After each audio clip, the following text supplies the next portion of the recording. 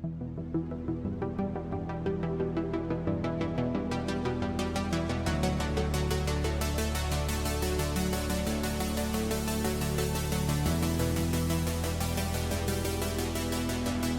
to the ITSPmagazine podcast network. You are about to listen to the Getting Technology Right, Ethics and Technology podcast with Dr. Kevin Macnish. Get ready for a conversation about global values and technology, diversity and inclusion, discrimination, transparency in data, privacy, and cybersecurity. Knowledge is power, now more than ever.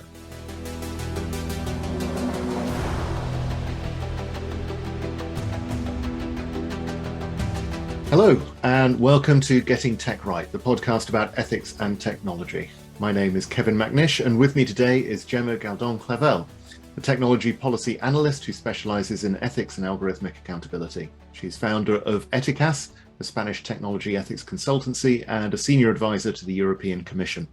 Forbes magazine described her as a leading voice on tech ethics and algorithmic accountability. So Gemma, hello. Hi.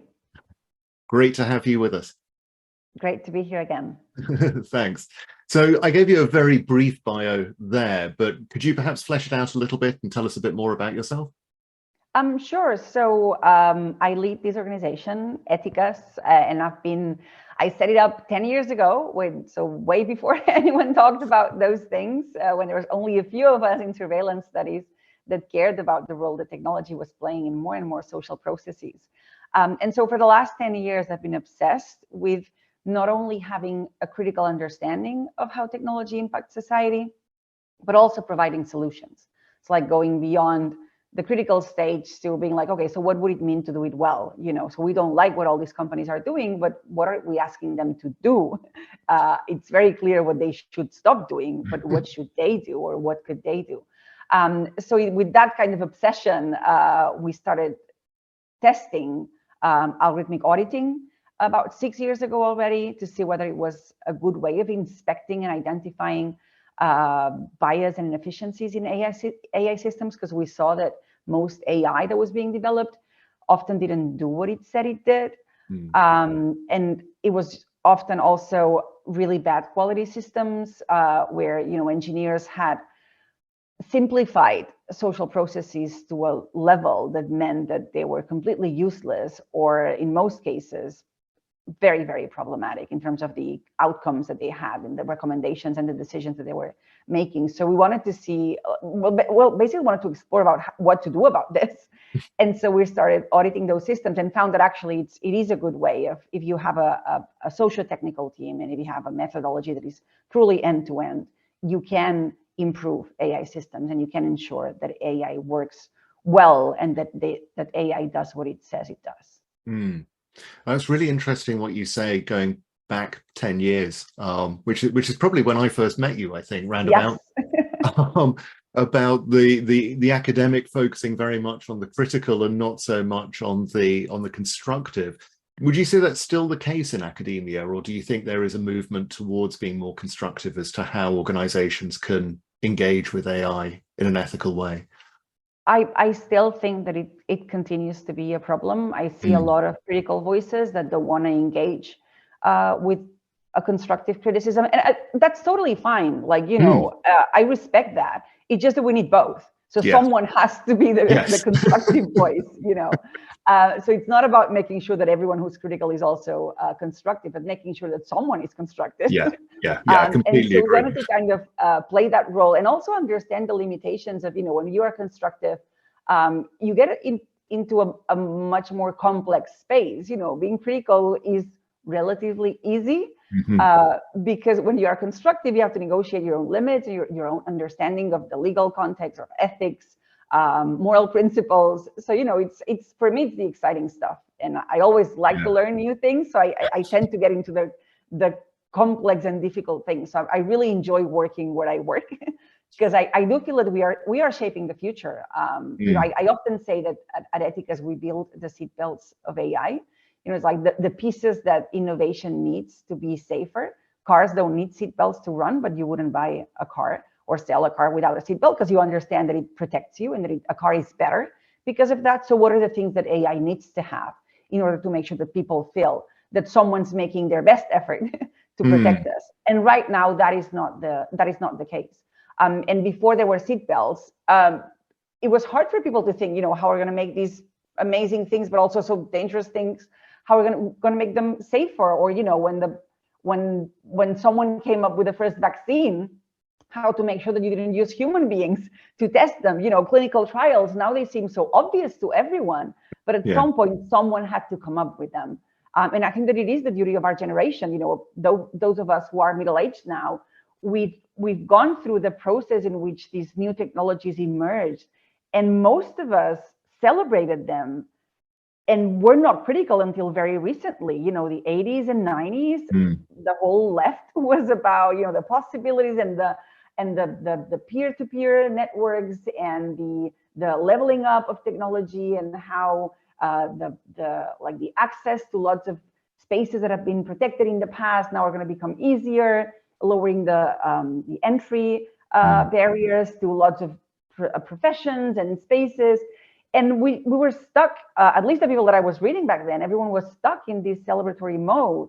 We failed to identify the risks. And so I think that now we have the duty to imagine and define and design the seatbelts of these systems, because we realize that they're making us, they're putting us in really dangerous positions. They're making us worse as human beings. They're making us worse as society. And I'm not saying that technology is to blame for everything that's going on around us. I think there's a lot of blaming the algorithm when you don't want to accept social processes that you don't agree with, or you're not comfortable with. Like, I think that Brexit and Trump are probably not the fault of an algorithm, but it's hard to realize that to accept that we become societies that vote based on hate.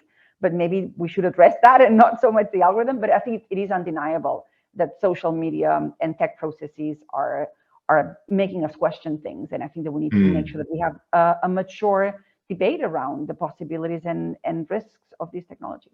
Yeah, I really like that analogy of the seatbelts. I think that works really well.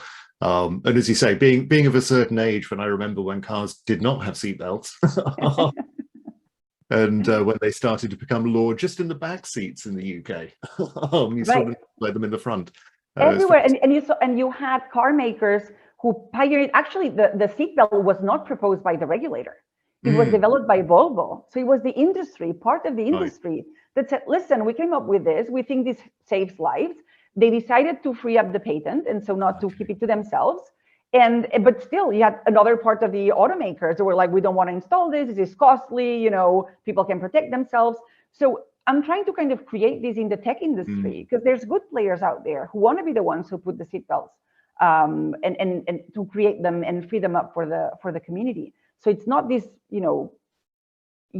like this block of tech companies that want to do evil. Like, no one wants to do evil. Some do evil because of commercial interests, but some people are also willing to not put commercial interests before anything else. Let's find those people and let's shape these seatbelts and the future of AI together with them. Yeah, that's excellent. So in talking about AI, and obviously at the moment, discussion around AI tends to focus very much on large language models like ChatGPT and Bard and so on. What do you think are the main problems that those raise for society? Well, I'm still getting my head around it, because for the last few years, we've been very much focused on what we call high-risk AI systems. That's automated systems that make decisions on whether you get a loan or a mortgage, whether you get an employment, like your life chances. Because we saw how the public and the private sector were incorporating a lot of these systems that have very direct impacts on your life chances, and no one was monitoring this. And also, they're relatively easy to audit. So we've been focusing on high-risk AI, and that's what we've audited the most. Then what we realized is that in the same way that in the EU we have these high-risk AI systems, we also put social media and platforms like ChatGPT into the minimal risk category. And I think that's because we're only looking at individual risks and not at societal risks. And so I think that ChatGPT forces us to think about not only the systems that have individual impacts, which people that are negatively affected or are victims of discrimination in an AI system, we have a robust legal system that if we can identify and quantify how that happened, we can protect those people. So that's kind of a relatively easy thing to do. But what about the societal reflections about, what it means to have all our content mediated by these large corporations, what it means to source all your information from the knowledge that humanity has produced for the last 1,000 years, or since we have things in writing and digitalized, and use it for a system that is private and therefore at some point will be for profit. Like, I think these are debates that have been on the fringes of the discussion until recently, and ChatGPT gives us the opportunity to discuss them. But I'm still wrapping my head around ChatGPT, because the main thing for me is that ChatGPT is illegal. Like, and that makes it really hard, because like you feel like you're like fixing something that someone developed that they should not have developed. It's like, you develop a vaccine, you vaccinate people, and then you cause another disease, and then we all have to run and cure this new disease. And it's like, well, if you hadn't done that in the first place, we would not be here. But basically, we have legal systems, especially in Europe, that say you cannot scrap the internet for information that feeds into a system that is designed to do something that was not intended by those that uploaded that information. Like my PhD is on ChatGPT because my university put it on an open repository. I haven't had a chance to have an opinion on this. I don't know what my PhD is feeding.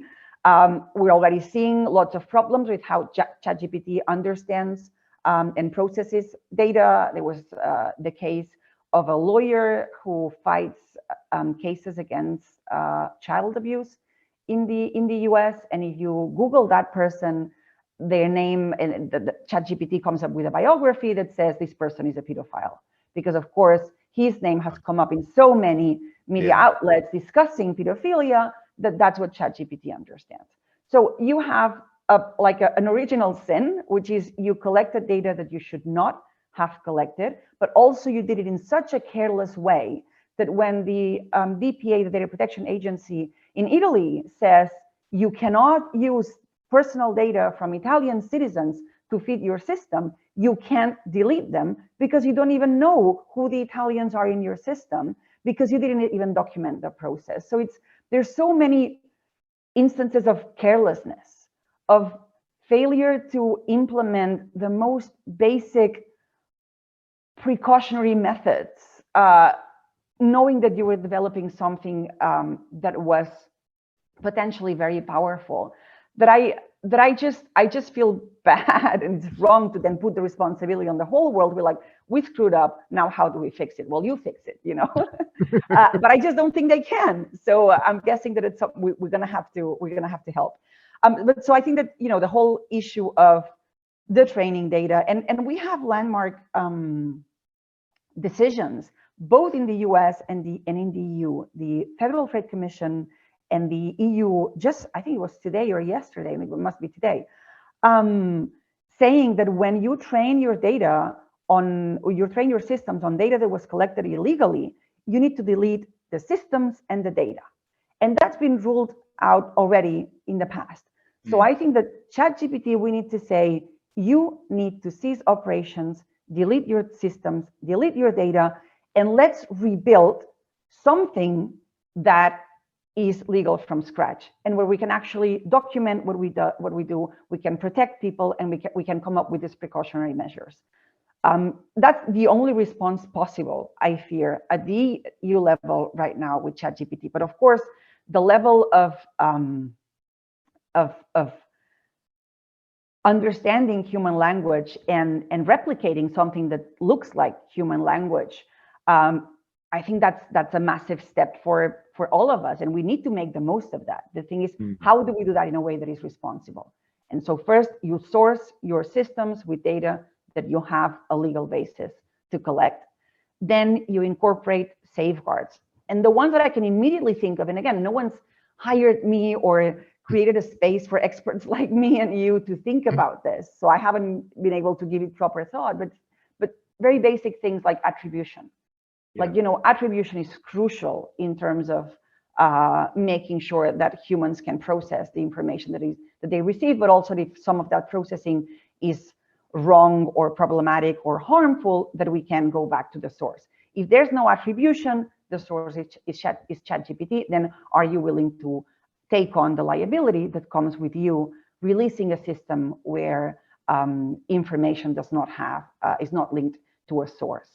Another thing, you should not be able to ChatGPT personal names like of people, because we know that whatever comes up, like go to Wikipedia if you want to do that, use Google, that will give you the sources, but we know the chances of a biography being compiled by ChatGPT being wrong are so high that that should not be allowed. And you could still have the usefulness of ChatGPT to compose legal letters, or to give you simple answers to some problems, or to help you with writer's block. Like, I need something that then I can play with, but I need something black and white and not just a blank paper. Like all these great things that ChatGPT does, I don't think change the world, but I think that just like with lots of other innovations from the last few years, they put us in a different space, and they give us new possibilities. We should be able to explore those, but not with the current version of ChatGPT. I think there's too much that is very, very problematic there. Yeah, thank you. That's great. That's a really, challenging and interesting response. And certainly, as you say, in the light of the Italian DPA's decision to ban ChatGPT, it's going to be interesting to see how that goes moving forwards, not to mention Bard and all the other large language models that are all doing very similar things out there at the moment. You've mentioned algorithmic audits a few times, and I think in a way you've just given us a bit of a glimpse as to what that involves, but could you explain a little bit more about what you do with an algorithmic audit? So an algorithmic audit, the way that we've designed it for high-risk AI systems, that are systems that make a decision on an individual, and again, a mortgage or access to university, or claiming unemployment benefits, or in the case of Spain, assigning risk to women victims of domestic violence, you name it. What we have is a process, an auditing process that covers the whole algorithmic system, and this is important. We don't work with algorithmic models. A system can be comprised of lots of different models. So we care about the system, the service that you are providing, and we understand, we audit that as an entity.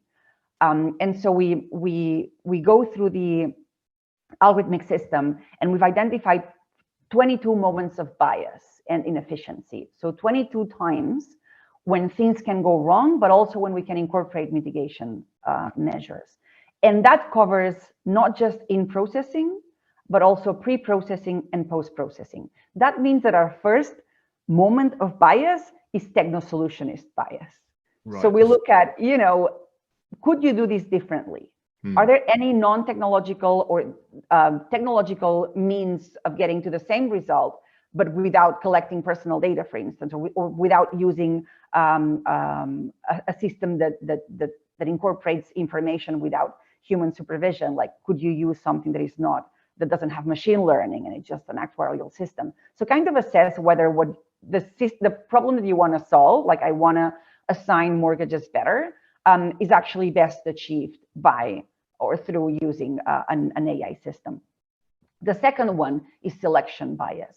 We often find that systems are trained on the data that engineers have available and not the data they need to answer a problem. So we have the famous case of Ofqual in the US, an algorithm designed to prioritize people in the emergency room in 100 US hospitals, that when audited, it was found that it was trained on financial data and not medical data. So you were rushed in the emergency room if your disease was expensive, not serious. And that might make sense for the engineer who trained the system, but any doctor or any patient would tell you that that doesn't make sense for anyone else. And you do not want to prioritize people based on cost.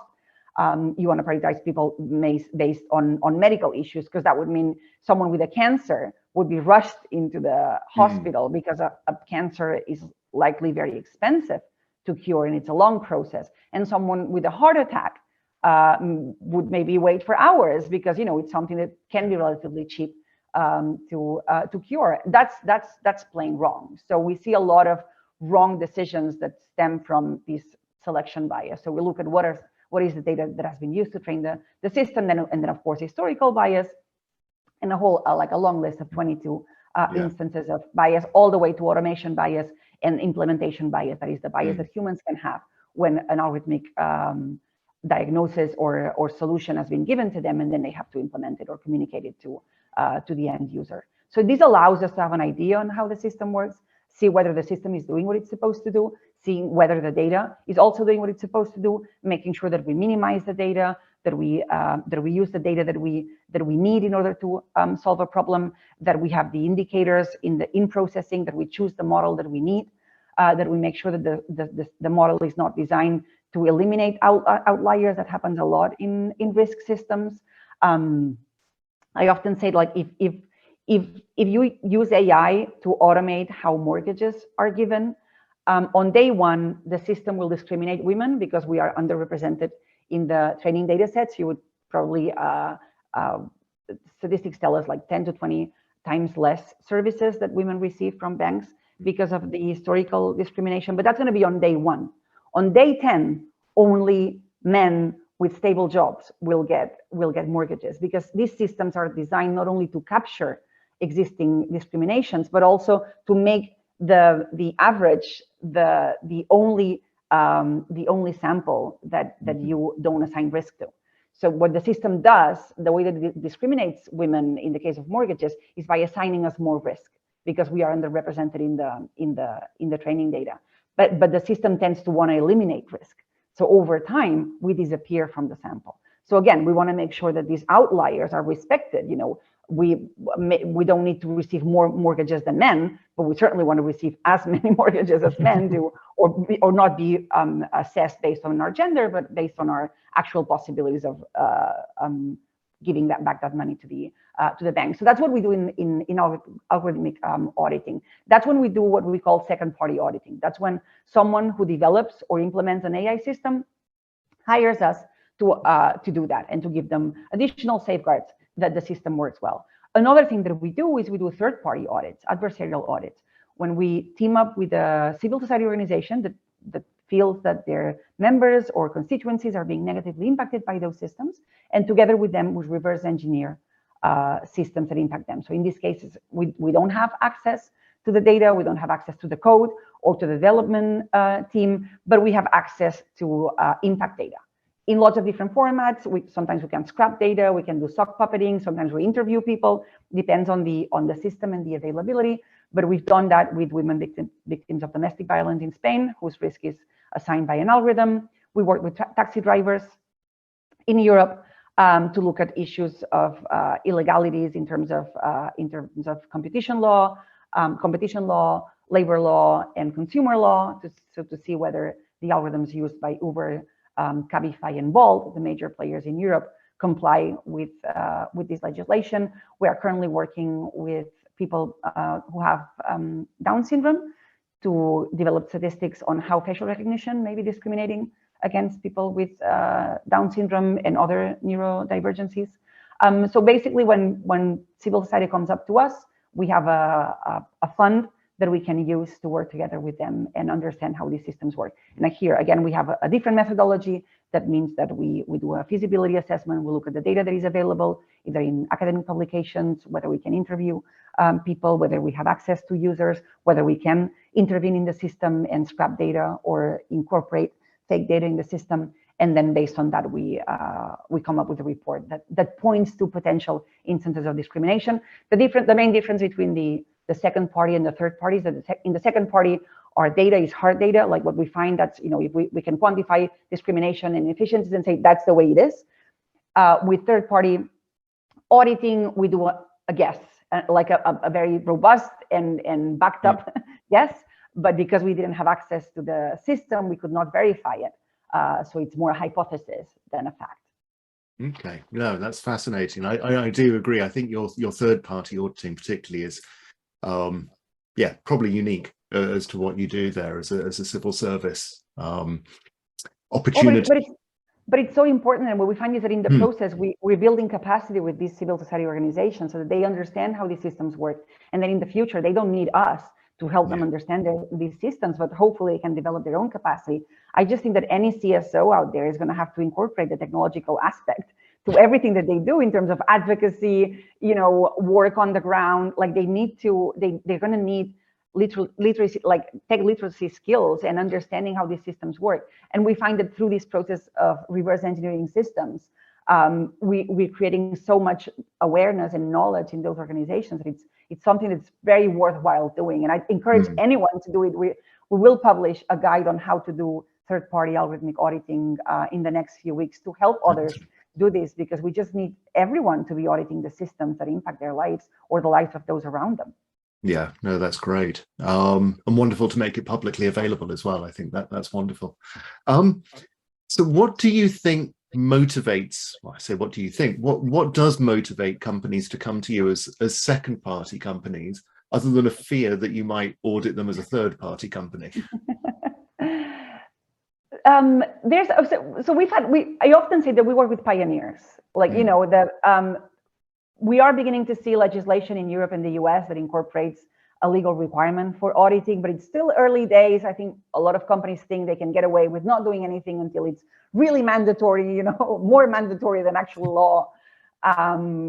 But so the people that actually put a budget behind their concerns about their systems are people that have the awareness, but also feel the potential risk. So I think you need a combination of both. You need awareness, and a lot of companies out there are aware that this is potentially problematic, but it's only when the awareness is combined with a feeling of risk, a very real risk, then the budget emerges for them to be able to hire us. But luckily, it's getting easier and easier. But it has to be this combination of awareness. Like a bad player will not come to us. Sure. So you need to have the awareness and the care, but you also need to feel that you have compliance risks. And I think that's probably the fear that is emerging the most, is not so much that we will come to them. It's not so much that they will have to do it because of digital legislation. It's more about their own liability. Like if we incorporate systems designed by others, we are the ones legally responsible for what those systems do, and we have no idea what they're doing. And I think there's more and more of an understanding, especially for the organizations that incorporate systems that are developed by others, so implementers and not so much developers.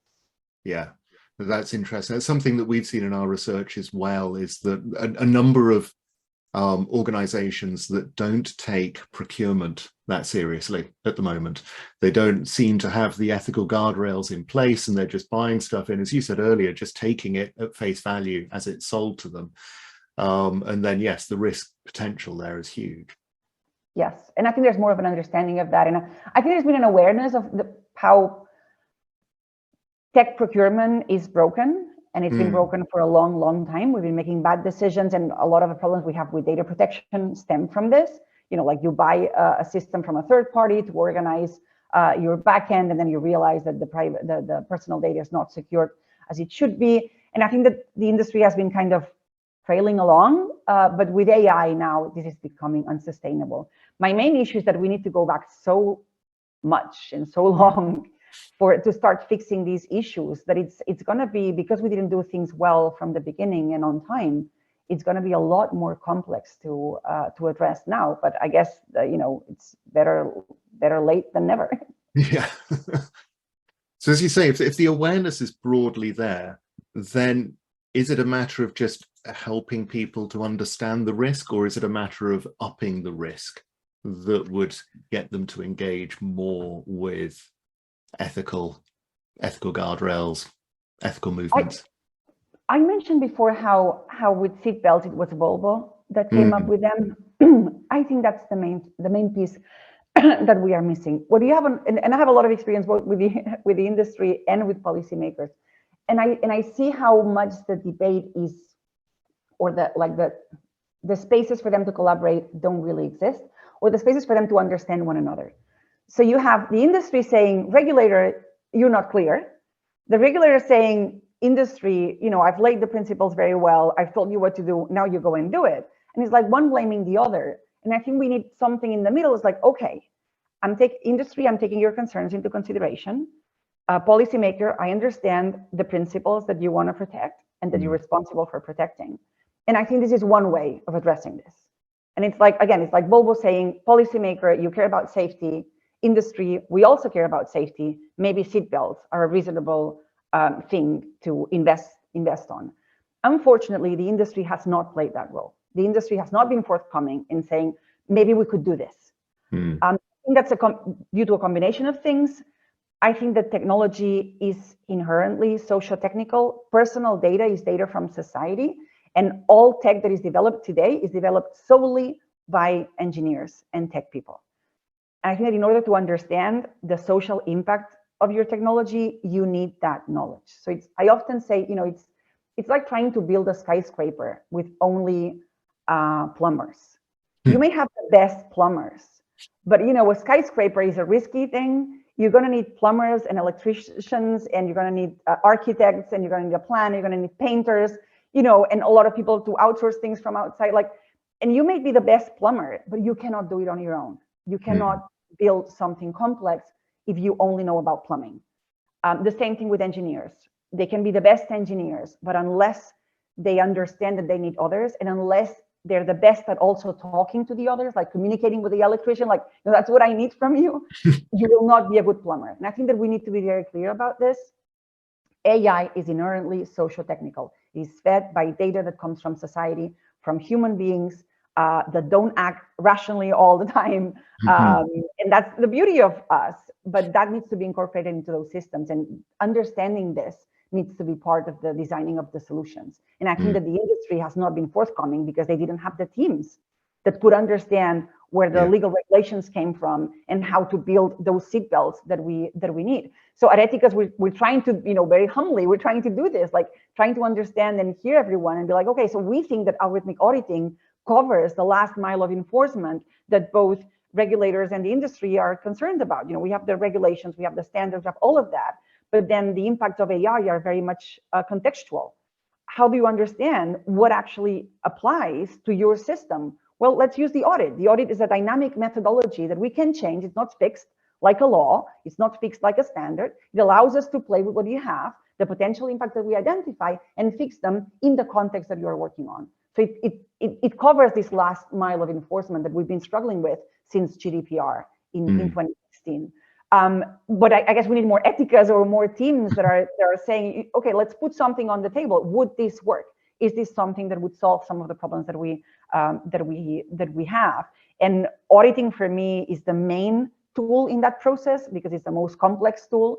But we've also been working on other things. We've developed and designed an algorithmic leaflet, again taken from another field. In the medical field, when you buy a medicine, it comes with a piece of paper that tells you what's in it, how to use it, what clinical trials have been developed, who's responsible for the system, and if everything goes wrong, what to do. We need something like this for AI systems, both for the buyers of those systems to know what it is that they're buying, but also for the developers to have some transparency mechanisms and documentation mechanisms that can be translated into this document. We are working on certification. We are working on algo scoring. Could we develop something like the A++ that we use in Europe for home appliances, or something like the Nutri-Score that you don't need to be a nutritionist to know that to compare between two yogurts at the supermarket, because you can look at the Nutri-Score and see which one is healthier. We need to develop these kind of things, and it's not that hard. We've been doing this since forever. Since there's been innovation, humanity has been negotiating the harms of innovation and mitigating those harms in order to save innovation. Innovation can only thrive if we minimize the negative impacts. But we need to make a specific effort to minimize those negative impacts and not just hope that they'll disappear on their own, or that a tech solution will fix the tech problems created in the first place. I think we need to be a bit more kind of sophisticated about the solutions to the problems that we have at hand. Excellent, thank you. I want to give you one last chance. We've got about 2 minutes left. Is there anything we've not covered, or a call to action, anything that you would like to just share in the last couple of minutes that we have? Oh, I think we've covered a lot. We have. Just encourage everyone to engage in third-party auditing. I think that is crucial. But also go to the private sector and the regulator and tell them that we need specific solutions. We need the methodologies that will make this possible. The time of principles has passed. It's not about transparency. It's not about privacy anymore. It's about how to protect privacy, how to be transparent. What does it mean in different verticals? It's now we're at a moment when things get complicated and complex, but that's also the most interesting part. Like, I love what I do. I feel so challenged every day. I'm like, there's so many things that I know I don't know, but I want to learn about. As I said at the beginning, it's the beauty of our generation. We failed. The young people of today not identifying these things soon enough. Let's make sure we don't continue to be late. Let's take the bull by its horns, as we say in Spanish, and let's put solutions on the table. Excellent. Well, thanks, Gemma. That has been a very inspiring and energetic half hour. So thank you ever so much for your time. It's been a real pleasure having you back on again, and I hope to see you in the not too distant future. Thank you. Always a pleasure. We hope you enjoyed this episode of the Getting Technology Right, Ethics and Technology podcast with Dr. Kevin Macnish, part of the ITSPmagazine podcast network. If you learned something new and this conversation made you think, then add this show to your favorite podcast player, subscribe to the ITSPmagazine YouTube channel, and share the ITSPmagazine podcast network with your friends, family, and colleagues. If you represent a company and wish to connect your brand to our conversations and our audience, visit itspmagazine.com to learn how to sponsor one or more of our podcast channels. We hope you will come back for more stories and follow us on our journey.